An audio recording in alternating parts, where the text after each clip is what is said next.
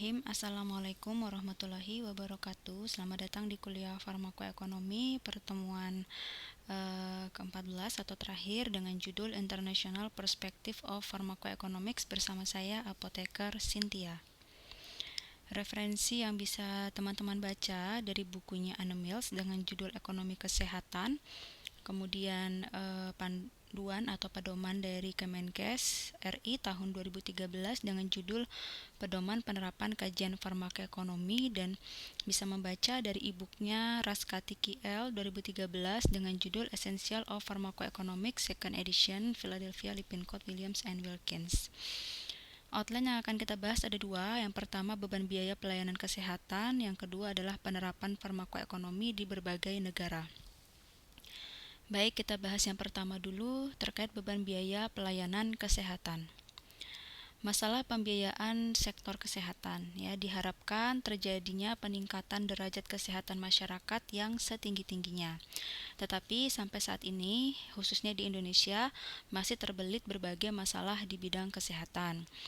Apa saja diantaranya yaitu jumlah penduduk miskin dengan status kesehatan yang rendah masih sangat besar jumlahnya, dan tekanan beban ganda penyakit semakin berat dengan meningkatnya prevalensi dari penyakit degeneratif di tengah insidensi penyakit infeksi yang masih tinggi. Nah, apalagi di tahun sekarang ini ya, 2022 ini masih pandemi COVID-19 ya, dari tahun 2020 kemarin sampai saat ini masih terjadi pandemi COVID-19 ya. Dengan masuknya berbagai teknologi baru ya terkait dengan kesehatan yang umumnya biasanya memerlukan biaya yang lebih mahal, membuat biaya pelayanan kesehatan ini terus meningkat. Di sisi lain, anggaran kesehatan yang tersedia masih terbatas dan belum memadai jumlahnya. Nah, peningkatan biaya pelayanan kesehatan yang tidak dapat diimbangi dengan peningkatan anggaran tersebut membuat pencapaian target dari MDGs atau Millennium Development Goals ya, ini berlaku di seluruh dunia ya, termasuk juga di Indonesia. Bahkan upaya pembangunan kesehatan secara umum itu menghadapi kendala ya. Jadi salah satu suksesnya suatu negara itu ya, jika dia bisa mencapai target dari SDGs, MDGs seperti itu ya. Nah, untuk mengatasi hal itu, maka perlu dilakukan reformasi di bidang kesehatan, termasuk reformasi di dalam pembiayaan kesehatan. Reformasi kesehatan masyarakat sebagai salah satu prioritas nasional dijabarkan dalam beberapa area perubahan yang antara lain meliputi: yang pertama, pembiayaan untuk pemenuhan kebutuhan dasar pelayanan medis dan penyelenggaraan pelayanan kesehatan dasar berupa promotif dan preventif. Nah, kalau di puskesmas sekarang memang lebih ditekankan pada upaya promotif dan preventif. Kemudian yang kedua, penyediaan obat esensial ya berupa KIA atau KB, kemudian malaria, tuberkulosis, HIV AIDS dan penyakit lainnya. Nah, beberapa penyakit ini ya obat-obatannya itu biasanya diberikan langsung dari pemerintah pusat ke pemerintah daerah atau ke masing-masing daerah atau ke masing-masing kepelayanan kesehatan.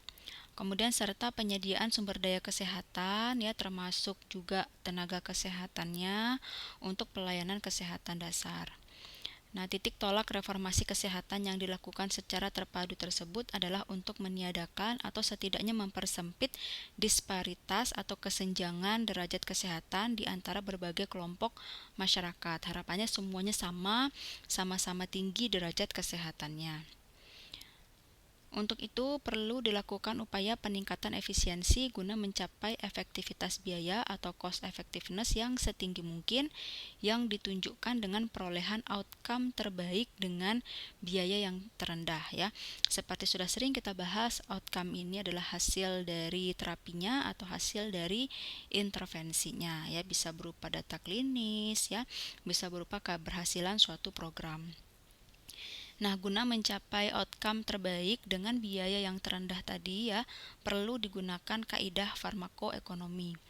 Nah, farmakoekonomi sebagai alat bantu untuk pemilihan jenis obat yang akan dimasukkan ke dalam formularium dengan melakukan ya yang pertama pembandingan efektivitas terapi ya antara misalkan ada 2 atau 3 lebih pilihan terapi dibandingkan efektivitasnya mana yang memberikan outcome terbaik ya, termasuk frekuensi manfaat, kemudian efek samping yang tidak diinginkan dari 2 atau lebih obat yang berbeda. Ada atau tidak ada efek samping? Kalau ada efek sampingnya dipilih efek samping yang paling minimal. Kemudian sekaligus biaya dalam unit moneter yang diperlukan untuk satu periode terapi dan masing-masing obat tersebut. Manfaat dari studi pembiayaan kesehatan ya yang pertama adalah mengidentifikasi siapa yang memperoleh keuntungan dari jasa kesehatan sehingga dapat dilihat dengan jelas dampak kebijaksanaan dalam pemerataan. Kemudian yang kedua, meneliti pola pembiayaan dan pendanaan yang ada untuk dapat digunakan dalam pembahasan pencarian alternatif sumber-sumber keuangan ya. Sumber-sumber pembiayaan kesehatan ada yang berasal dari pemerintah dan ada yang berasal dari swasta ya. Kemudian mengidentifikasi dan menghitung kekurangan sumber daya dengan cara memperjelas jenis pelayanan yang dihasilkan beserta sumber daya yang digunakan.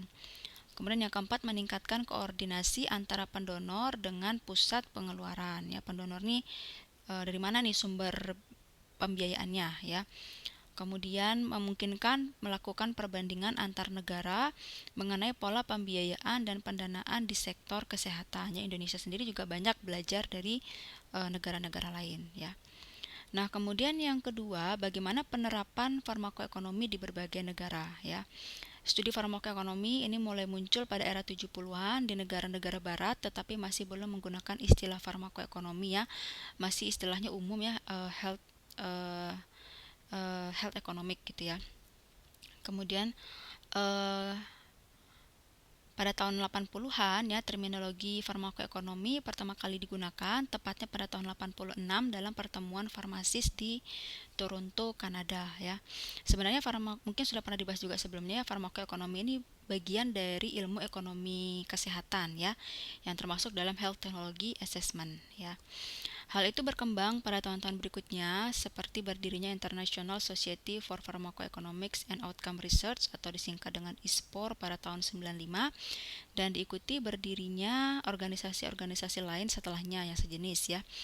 Keberadaannya semakin terkukuhkan pada era 2000-an ketika hasil studi farmakoekonomi banyak diterapkan dalam pengambilan kebijakan kesehatan di beberapa negara. Memperhitungkan biaya obat dalam upaya mengendalikan biaya kesehatan merupakan hal yang penting dalam pembangunan kesehatan. Untuk menganalisa biaya obat, ilmu farmakoekonomi telah semakin berkembang termasuk di negara-negara Asia Pasifik. Nah, data farmakoekonomi semakin dibutuhkan di banyak negara ya seperti Thailand, Korea Selatan, Filipina, dan Taiwan, terutama sebagai bukti pendukung dalam pengambilan keputusan obat apa saja yang akan dimasukkan dalam daftar obat yang digunakan dalam jaminan kesehatan atau universal health coverage-nya, daftar obat esensial atau untuk persetujuan obat baru. Jadi kalau di negara lain ya seperti Thailand, Korea, Filipina, Taiwan ini mereka sudah lebih dulu memiliki jaminan kesehatan universal ya. Nah, di Indonesia juga sudah ada ya programnya yaitu JKN, Jaminan Kesehatan Nasional ya, berupa asuransi kesehatan sosial. Nah, kalau dengan adanya universal health coverage ini tadi memang dibutuhkan studi farmakoekonomi ya untuk bisa mengambil keputusan ini tadi, obat apa saja yang akan dimasukkan dalam daftar obatnya yang akan ditanggung oleh universal health coverage-nya ya. Kalau di Indonesia itu ke dalam formularium nasionalnya ya. Sedangkan di Indonesia ya ilmu ini masih baru berkembang sehingga penerapannya belum banyak dilakukan dalam pengambilan keputusan penggunaan obat. Nah, di Indonesia dengan adanya peningkatan efektivitas biaya obat bahkan di tingkat pemerintah daerah dan pusat atau tingkat lokal seperti rumah sakit atau fasilitas kesehatan, pada ujungnya akan memberikan dampak yang berarti terhadap efisiensi biaya perawatan kesehatan nasional. Dan dengan menerapkan peningkatan efektivitas biaya tadi dan upaya lain berdasarkan kaidah farmakoekonomi pada penetapan kebijakan kesehatan secara menyeluruh, harapannya peningkatan efisiensi biaya perawatan kesehatan nasional ini dapat dicapai akan secara maksimal ya. Hal ini akan membantu para pengambil kebijakan baik di tingkat pusat atau seperti Kementerian Kesehatan daerah, seperti di provinsi, kabupaten, kota maupun fasilitas pelayanan kesehatan seperti rumah sakit serta instansi terkait pelayanan kesehatan termasuk juga asuransi kesehatan ya seperti BPJS Kesehatan dalam memilih obat yang secara objektif memiliki efektivitas biaya yang paling tinggi ya. Kalau di tingkat nasional seperti Kementerian Kesehatan, kajian farmakoekonomi dapat digunakan dalam penyusunan daftar obat esensial nasional atau DOEN atau kalau yang sekarang ini adalah formularium nasional ya, obat program, asuransi kesehatan dan lain-lain. Kemudian untuk di tingkat daerah tadi ya seperti di Dinkes provinsi, kabupaten, kota, kajian farmakoekonomi dapat digunakan dalam pemilihan obat yang digunakan di puskesmas. Kemudian untuk tingkat fasilitas pelayanan seperti di rumah sakit atau vaskes lainnya, farmakoekonomi ini dapat digunakan dalam penyusunan formularium rumah sakit dan pemilihan obat dalam pengobatan ya. Formularium ini memegang peran penting dalam pengobatan yang rasional karena memang memperhatikan tidak hanya efektivitasnya namun juga biayanya. Nah, untuk di Amerika Serikat ya, Amerika Serikat ini menghabiskan sekitar 2,7 triliun dolar untuk perawatan kesehatan pada tahun 2010 dengan rata-rata sekitar 8.000 dolar per orang atau sekitar 17% dari produk domestik brutonya atau PDB-nya. Kemudian sekitar 12% lebih dari 900 dolar per orang dari pengeluaran perawatan kesehatan adalah untuk pengobatannya. Menurut perkiraan dari Organization for Economic Cooperation and Development atau disingkat dengan OECD, Amerika Serikat menghabiskan jauh lebih banyak per orang untuk perawatan kesehatan dan pada gilirannya termasuk juga obat-obatan daripada negara-negara lain. Selain itu, Amerika Serikat adalah salah satu dari sedikit negara industrial di mana pemerintah federalnya bukan sebagai pembayar utama untuk layanan kesehatan. Jadi masih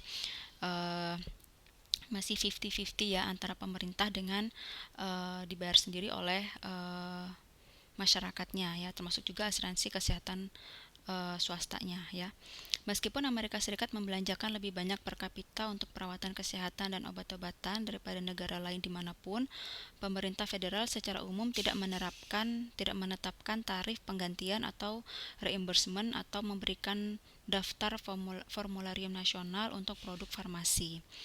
Department of Disease atau DOD dan Veterans Administration atau VA yang merupakan agen federal melakukan analisis farmakonomi internal saja ya untuk departemen mereka saja untuk menentukan pilihan formularium dan negosiasi harga, tetapi tidak ada yang menerbitkan pedoman ya, beda sama Indonesia dan beberapa negara lain itu menerbitkan pedoman farmakoekonomi untuk negaranya ya.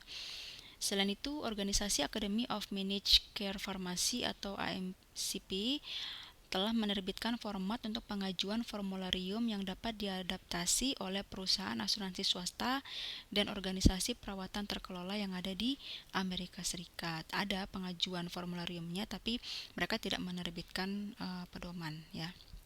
Nah, ini perbandingan hasil farmakoekonomi antar negara ya. Studi ekonomi yang dilakukan di Amerika Serikat mungkin tidak dapat ditransfer dengan baik ke negara lain meskipun orang dapat berargumen bahwa entitas kimia itu kan sama saja ya, dan dengan demikian produk farmasi adalah sama di negara manapun ya.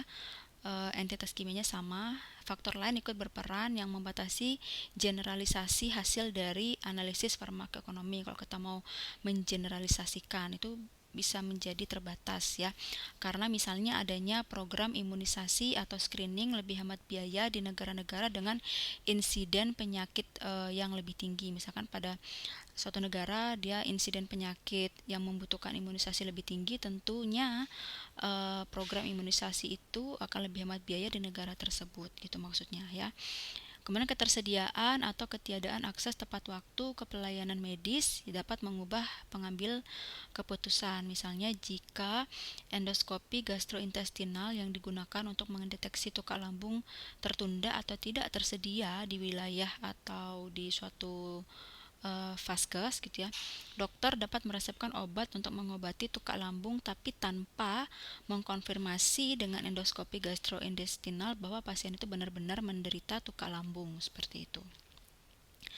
Faktor lainnya adalah bahwa suatu produk mungkin dilisensikan di beberapa negara, tetapi tidak di negara lain, atau versi generiknya mungkin tersedia di beberapa negara, tetapi tidak tersedia di negara lain, sehingga alternatif yang dipilih untuk perbandingan baik praktik umum saat ini mungkin berbeda di setiap negara ya tadi karena bisa jadi ketersediaannya, lisensinya itu berbeda di negara yang satu dengan negara yang lainnya. Meskipun sejumlah kecil penelitian telah menunjukkan bahwa tidak ada perbedaan yang besar dalam preferensi atau skor orang untuk kondisi kesehatan yang berbeda antara orang di Eropa maupun di Amerika, nilai dolar yang ditempatkan pada outcome seperti tahun hidup berkualitas yang disesuaikan atau nilai KALIS oleh pengambil keputusan telah terbukti berbeda di setiap negara.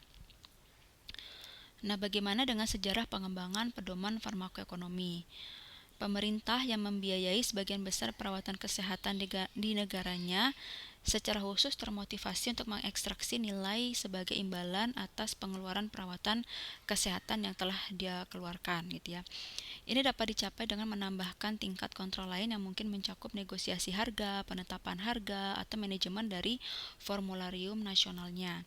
Ketika suatu negara adalah pembayar tunggal untuk obat-obatan, ia memiliki lebih banyak pengaruh untuk menegosiasikan harga kepada pihak prinsipal atau industri farmasi misalnya, dan status formularium obatnya, formularium nasionalnya, apa saja yang mau dimasukkan ke sana gitu ya, sesuai dengan kajian farmakoekonomi yang telah dilakukan. Beberapa negara telah mengembangkan dan menerapkan pedoman farmakoekonomi untuk membantu keputusan penetapan harga dan penggantian biaya atau reimbursement terkait dengan asuransi kesehatan misalnya ya. Selain itu, beberapa negara juga telah membentuk badan penasehat yang merekomendasikan obat apa yang harus dan tidak boleh dimasukkan dalam formularium lokal maupun nasionalnya.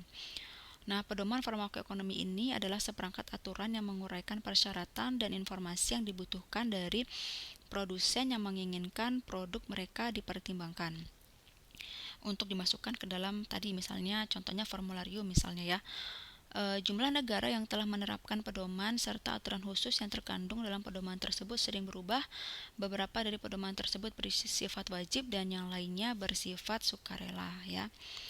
Nah, beberapa negara yang telah memiliki pedoman farmakoekonomi antara lain Indonesia, Malaysia, China, Australia, Kanada, UK, India, Belgia, Korea, dan lain-lain. Namun kalau di Indonesia ini hanya pedoman untuk kajian farmakoekonomi ya, bukan menjadi suatu kewajiban obat baru harus memenuhi cost efektif dulu baru bisa masuk ke Indonesia. Itu belum sampai di sana kalau di Indonesia ya. Jadi Indonesian guideline-nya yang ini ya contohnya ya gambarnya ya, bisa kalian download pedoman penerapan kajian farmakoekonomi. Ini untuk studi ya. Tapi kalau untuk obat baru yang mau masuk ke Indonesia ini masih belum dipertimbangkan kajian farmakoekonominya atau cost effectiveness-nya. Beda dengan negara-negara lain ya, nanti akan kita bahas. Pemerintah Indonesia melalui Kemenkes telah menerbitkan pedoman penerapan kajian farmakoekonomi di tahun 2013 serta pedoman teknis analisis farmakoekonomi, tapi khususnya ini lebih ke cost effectiveness analysis ya di fasilitas kesehatan pada tahun 2016, termasuk juga lebih ke CUA ya ini ya, cost utility analysis, karena di situ uh, ada apa namanya, ada kuesioner kualitas hidup ya, ada EQ 5D atau 5L gitu kalau tidak salah ya. Dalam penerapan Sistem Jaminan Sosial Nasional atau SJSN pada tahun 2014, termasuk untuk jaminan kesehatan nasional kita, dengan terbatasnya anggaran yang tersedia, maka aspek pengendalian mutu sekaligus biaya obat menjadi salah satu hal penting yang mendapatkan perhatian. Sehingga penerapan hasil dari kajian farmakoekonomi dalam pemilihan dan penggunaan obat secara efektif dan efisien sangat dibutuhkan, bukan hanya oleh pemerintah namun juga bagi industri farmasi, pendidikan ya untuk melakukan penelitian atau kajian dan lain-lain. Oleh karena itu, pada tahun 2011, Dirjen Bina Pelayanan Kefarmasian telah menyusun pedoman penerapan kajian farmakoekonomi dalam pelayanan kesehatan dan ini diterbitkannya di tahun 2013 ya. Pedoman ini merupakan langkah awal dari pemerintah dalam menerapkan ilmu farmakoekonomi dalam pengambilan keputusan ya, tapi uh, memang belum menjadi persyaratan obat baru itu bisa masuk ke Indonesia. Diharapkan pedoman ini dapat dikembangkan lebih lanjut agar penerapan kajian farmakoekonomi dalam meningkatkan mutu pelayanan kesehatan akan optimal sehingga visi masyarakat sehat dan berkeadilan itu dapat terwujud. Nah, kemudian bagaimana dengan Australian Guidelines ya? Pada tahun 92, Australia adalah negara pertama yang menerbitkan pedoman wajib untuk mengevaluasi produk farmasi menjadi efektifnya di tahun 93 ya pedomannya. The Pharmaceutical Benefit Advisory Committee atau PBAC dibentuk untuk membantu pemerintah federal menentukan obat apa yang harus terdaftar di Australia Pharmaceutical Benefit Scheme atau PBS yang menunjukkan bahwa penggunaannya akan ditanggung oleh dana publik. PBAC adalah badan ahli independen yang ditunjuk oleh pemerintah Australia. Anggotanya adalah dokter, profesional kesehatan, ekonom kesehatan, dan perwakilan dari konsumen.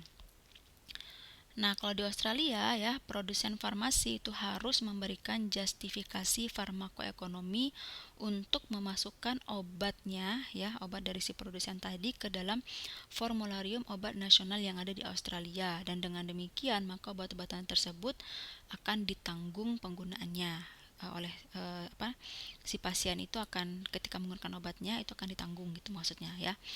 Nah, saat merekomendasikan obat untuk didaftarkan, PBAC mempertimbangkan kondisi medis di mana obat tersebut didaftarkan untuk digunakan di Australia, kemudian efektivitas klinisnya, keamanannya, dan efektivitas biayanya atau cost effectiveness-nya dengan berupa nilai uang dibandingkan dengan perawatan lainnya. Misalkan obat A dibandingkan dengan obat B atau obat baru ini tadi dibandingkan dengan obat standar yang sudah ada.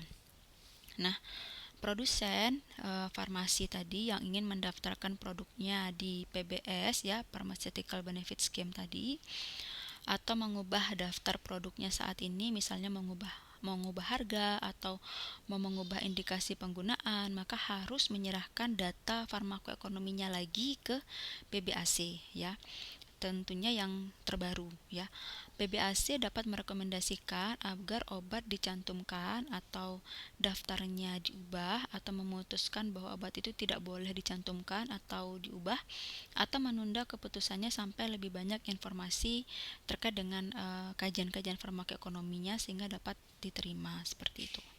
Jadi kalau Australia obat baru mau masuk itu harus ada kajian farmakoekonominya ya. Kemudian Canadian Guidelines ya, pemerintah Kanada tidak mengamanatkan bahwa provinsi menanggung obat resep untuk semua warganya. Sebaliknya, setiap provinsi atau wilayah di Kanada ya menetapkan aturannya sendiri tentang siapa yang memenuhi syarat untuk masuk dalam cakupan dan obat-obatan apa saja yang ditanggung. Nah, ini mirip dengan sistem Medicaid di AS, di mana setiap negara bagian di Amerika itu menetapkan kebijakannya sendiri dalam peraturan federal yang lebih luas mengenai siapa yang berhak menerima Medicaid dan batasan apa yang ditetapkan untuk obat-obatan. Nah, provinsi Kanada pertama yang menerbitkan pedoman farmakoekonomi adalah di Ontario pada tahun 93. Edisi pertama pedoman nasional diterbitkan pada tahun 94, diikuti oleh edisi kedua tahun 97 oleh badan yang sebelumnya dikenal sebagai Canadian Coordinating Office for Health Technology Assessment atau CCOHTA pada tahun 2006. Lembaga itu dikenal dengan atau diubah menjadi Canadian Agency for Drugs and Technology in Health atau CADTH. Alih-alih mengirimkan informasi ke berbagai rencana obat lokal, produsen farmasi sekarang mengikuti satu set pedoman pengajuan tersebut. CADTH pada gilirannya menganalisis pengajuan dan membuat rekomendasi untuk rencana obat yang didanai publik federal, provinsi, dan teritorial mengenai formulari mereka. Hasil ulasannya itu akan dipublikasikan di situs webnya. Rencana obat menggabungkan faktor lain seperti mandat lokal, sumber daya, bersama dengan rekomendasi dari CADTH tadi ketika membuat keputusan formularium. Jadi meskipun ada satu set pedoman pengajuan yang diterima secara nasional, tidak ada formularium nasional yang seragam karena tadi ya setiap wilayah provinsinya itu menetapkan aturannya sendiri-sendiri. Kemudian di United Kingdom khususnya di England dan di Wales, guideline-nya ya. Di Inggris Raya, layanan perawatan kesehatan termasuk obat resep diatur oleh National Health System atau NHS-nya ya. Mungkin kalau kalian pernah nonton bola gitu ya, di situ akan nampak NHS-nya ya, atau National Health System. Pada tahun 99, National Institute for Clinical Excellence atau disingkat dengan NICE didirikan sebagian untuk mengevaluasi manfaat klinis dan ekonomi dari teknologi perawatan kesehatan baru dan yang sudah ada di Inggris dan Wales dan untuk membuat rekomendasi kepada NHS.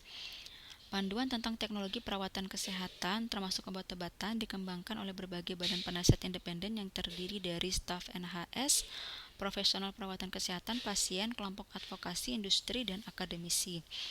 Kelompok penasihat NICE tersebut melakukan pengumpulan data dan analisis teknologi mereka sendiri, berbeda tadi dengan PBAC ya, yang lebih mengandalkan analisis yang dilakukan oleh pembuat petisi. Sebuah publikasi yang menjelaskan bagaimana rekomendasi dicapai serta daftar ringkasan panduan saat ini tersedia secara online ya, jadi bisa diakses seperti itu. Meskipun secara teknis mengikuti rekomendasi ini bersifat sukarela, Badan Perawatan Kesehatan Lokal berada di bawah batasan anggaran yang ditetapkan oleh NHS. Analisis dampak pedoman NICE pada pola praktik menemukan bahwa penting jika tidak merata berdampak pada perawatan di NHS ya. Kalau United Kingdom ini dia sistemnya juga universal health coverage ya. Jadi dia juga punya jaminan kesehatan sosial ya untuk penduduknya. Maka dari itu dia perlu juga kajian farmakoekonomi ya untuk tahu obat apa saja yang akan ditanggung oleh negaranya. Kemudian ada guidelines ya, sebuah ringkasan diterbitkan pada tahun 2001 yang membandingkan pedoman ekonomi kesehatan dari Eropa, Amerika Utara, dan Australia. Ditentukan bahwa meskipun ada kesepakatan yang baik antara berbagai pedoman berkaitan dengan faktor-faktor kunci seperti jenis analisis yang diperlukan, misalnya analisis efektivitas biaya atau analisis utilitas biaya, kemudian alternatif pengobatan, yaitu prakteknya saat ini, penerimaan pemodelan dan tingkat diskonto, ada juga ketidaksepakatan pada faktor-faktor lain seperti perspektif dan metode yang digunakan untuk menilai sumber daya ya. Meskipun pentingnya perspektif masyarakat sering disebutkan, namun fokus sebagian besar pedoman adalah pada biaya medis langsung. Padahal kalau perspektifnya masyarakat kita tahu yang dihitung itu bukan hanya biaya medis langsung tapi biaya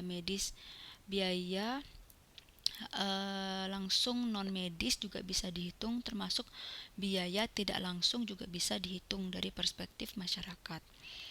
Karena pengembangan pedoman farmakoekonomi yang baru dan revisi pedoman saat ini sedang berlangsung di seluruh dunia, ISPOR menawarkan jaringan online yang menyediakan informasi terkini dan tautan ke pedoman lebih dari 20 negara.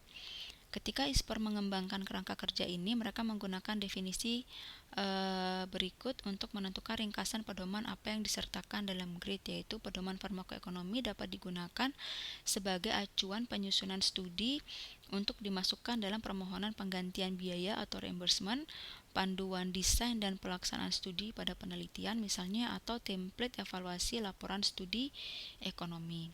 Nah, ini tadi contoh comparative review of pharmacoeconomic guideline ya, perbandingan dari review perbandingan dari guideline farmakoekonomi yang ada di berbagai negara ya. Ini abstraknya, ini saya coba artikan ya. Kami telah meninjau 4 set pedoman internasional untuk evaluasi ekonomi produk farmasi, yaitu di Australian Pharmaceutical Benefit Advisory Committee ya, tadi yang sudah dirubah menjadi PBAC tadi ya, ini yang PBAC ya. Kemudian the Canadian Coordinating Office for Health Technology Assessment, kemudian the Ontario Ministry of Health tadi ya, kemudian and the England and Wales Department of Health ya. Perbandingan pedoman ini mengungkapkan bahwa ada sejumlah perbedaan di antara pedoman tersebut, termasuk perbedaan dalam pemilihan outcome, biaya, dan perspektif seperti yang sudah disebutkan tadi sebelumnya ya. Pengamatan ini dikaitkan dengan perbedaan dalam tujuan studi, pendekatan konseptual, teknik pengukuran, dan penilaian dari nilainya. Keseragaman hanya dapat dicapai dalam pendekatan konseptual dan teknik pengukurannya ya, seperti perhitungannya ya. Kemudian pedoman harus fleksibel untuk mengakomodasi perbedaan dalam tujuan studi dan penilaian dari nilai analisisnya.